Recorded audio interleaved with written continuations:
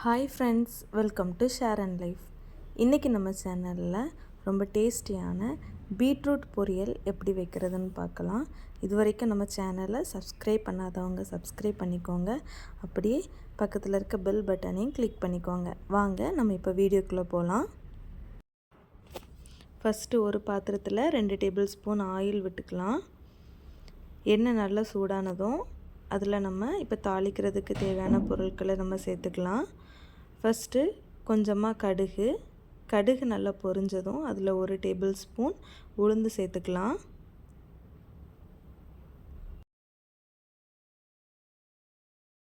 உளுந்து நல்லா பொரிஞ்சதும் இதில் நம்ம கொஞ்சமாக கருவேப்பிலை சேர்த்துக்கலாம்.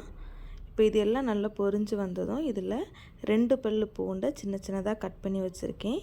அப்புறம் 1 மிளகாயும் சின்ன சின்னதாக கட் பண்ணி வச்சுருக்கேன். அதையும் போட்டு நம்ம நல்லா ஃப்ரை பண்ணிக்கலாம்.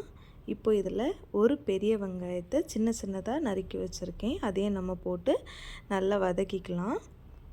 வெங்காயம் நல்லா வதங்கணும்னு தேவையில்லை, லைட்டாக அந்த எண்ணெயில் நம்ம மிக்ஸ் பண்ணி விட்டாலே போதும்.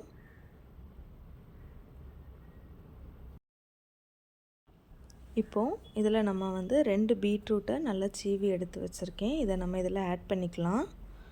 ஆட் பண்ணி வாட்டர் எதுவும் நமக்கு ஆட் பண்ண வேண்டாம். ஜஸ்ட் அதை நம்ம லைட்டாக மிக்ஸ் பண்ணி விட்டாலே போதும்.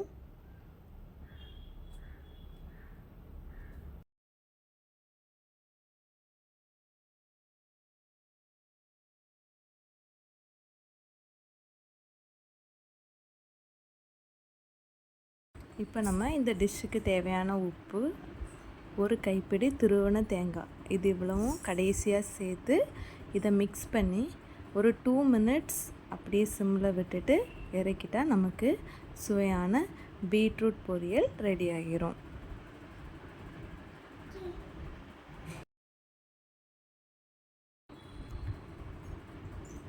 இந்த வீடியோ உங்களுக்கு பிடிச்சிருந்தனா லைக் பண்ணுங்கள், ஷேர் பண்ணுங்கள், சப்ஸ்கிரைப் பண்ணுங்கள். Thanks for watching.